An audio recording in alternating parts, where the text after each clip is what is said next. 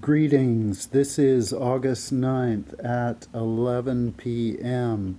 And I've got actually a special interview with Perry to check up on how things are in 3 Mile.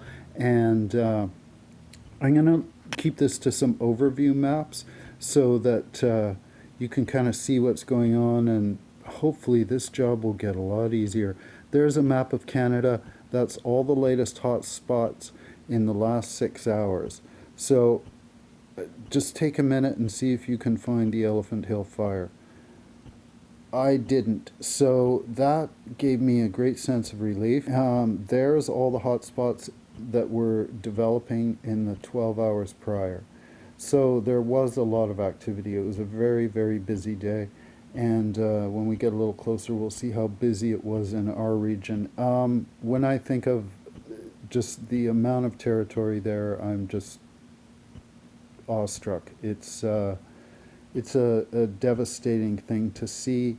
A certain percentage of it is natural.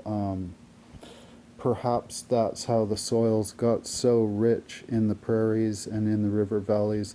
It's a combination of things at work, and I'm not going to speculate on causes here. That's not my job. I'm looking at heat and infrared and from a specific satellite system. I want to jump to this and show you Chasm. This was the early afternoon update, 5:38 p.m. PST today, the 12-hour map. And there was one spot to the southeast, approximately 2-3 kilometers. Now, I grabbed this shot. This is the most recent update from 10:38 p.m. PST, Pacific Standard Time. And if you look, there's 2 dots in a 6 to 12 hour range. So things can happen when they're just on the cusp, I guess, of when the satellite is deciding to upload and when it's deciding to gather images. And I'm not a satellite infrared data analyst. I'm a person in the field who needs something to inform me. Here we are looking at the totals: 139,298 hectares involved. That's an increase of 190 hectares since that last afternoon update today. There's 27,288 hotspots, and that's up 318 today. And again, I'm going to suggest a lot of that was patterning, and I know there's that activity down south in Boston Bar that increased it another 25 or 30. It's all a variable. Take the information, validate it, find multiple sources, check out the TNRD and the BC wildfire people, and get everything substantiated. Now we're going to look at a map of the entire perimeter. There are those concentrations in the southwest at Highway 99, Highway 97, on the eastern flank in an encroachment towards the Deadman River, and also pressing the fire guards at about 5 kilometers from Young Lake in the northeast. And there is that development about 4 kilometers west of 97 adjacent to Boston Flats, and we took a look at all those in detail in the last video. I want to take a look at that eastern flank and how it's stretching out to reach the Deadman River. I can see it's between 500 meters and a kilometer from the ridge line, and that's the small dots that you see furthest east. Here we are looking at the northeast flank, and I can see interesting behavior around some of the lakes there, where I'm going to interpret they're being used as a guard effectively. Now we're going to take a look on the western flank. That's the southwest of Highway 97 and the area north of Highway 99, stretching from Maiden Creek over to 2300 Road. It kind of winds in there. And also we'll take a look at Clinton and there is the activity in the Boston Flats region, and I talked about that in the last video. There's no new hotspots in the last 6-hour count on this video, but we saw that example about Chasm in the first, at the start of this video. There's variation, and if you're anywhere near one of these active fire lines and you have not been evacuated, then you must assess your situation and validate the resources that you're getting, and that should be from multiple sources. I'm going to only take a look at one today.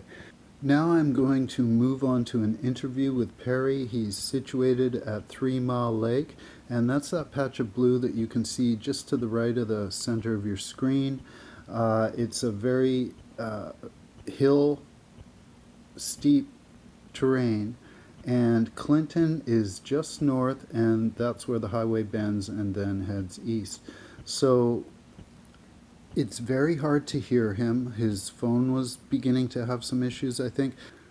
So let's give it a go and see what you can hear. Hello, is Perry there, please? Speaking.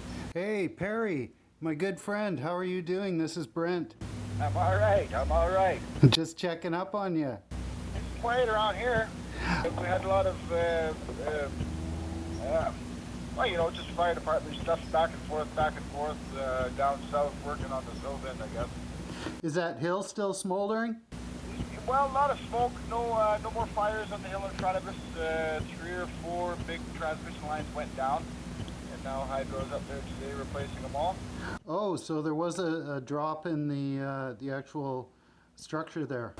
Yeah, first the one in front of us went that night, and then another one the next morning, and then 2 more followed suit, all within view of the house here.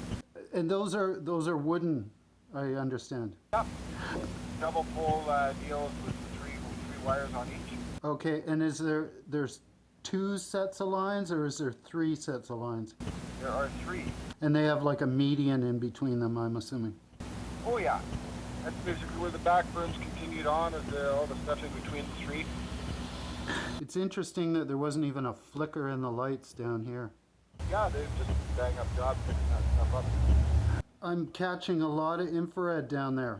Yeah, a lot of activity here in just the last few hours. I don't know if it's down on the south end of the fire or what. But all the way from Maiden Creek down to Highway 99, and then from Highway 97 west to about, I guess there's a power line down there too, along that VZ Lake Road. What's the wind like there?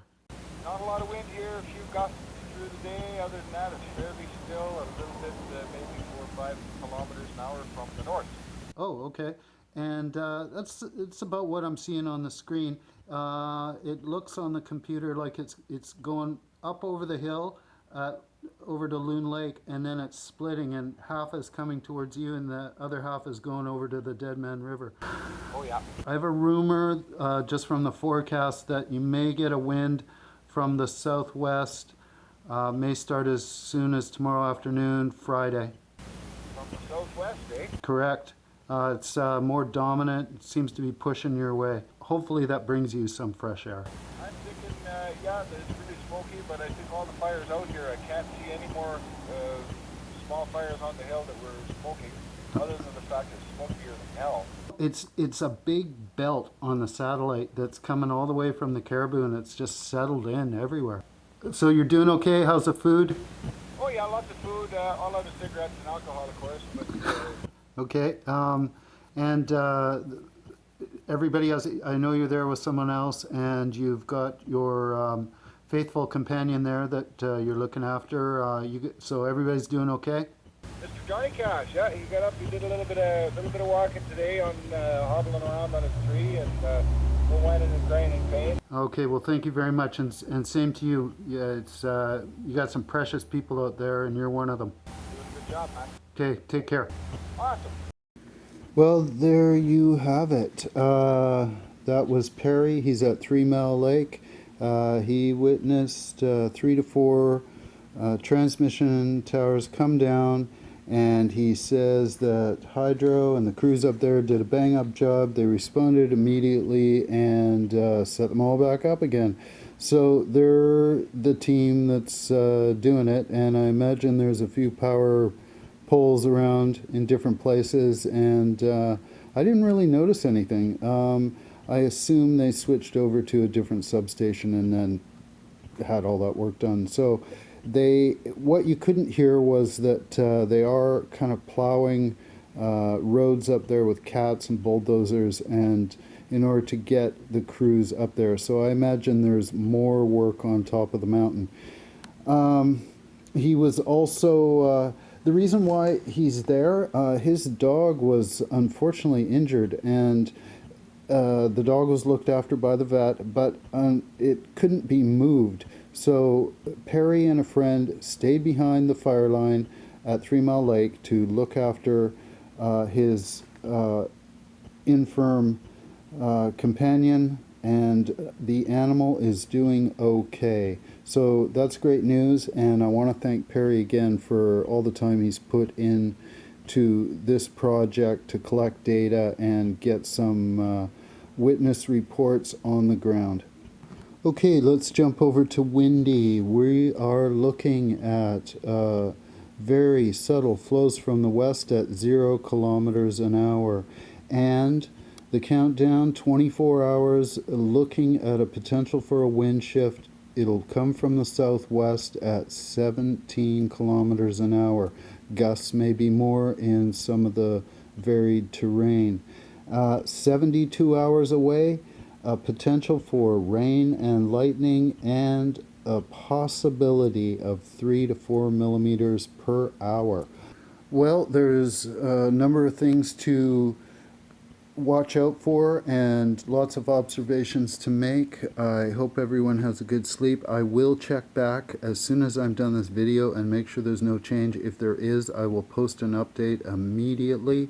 Be safe, everyone, and look out for each other.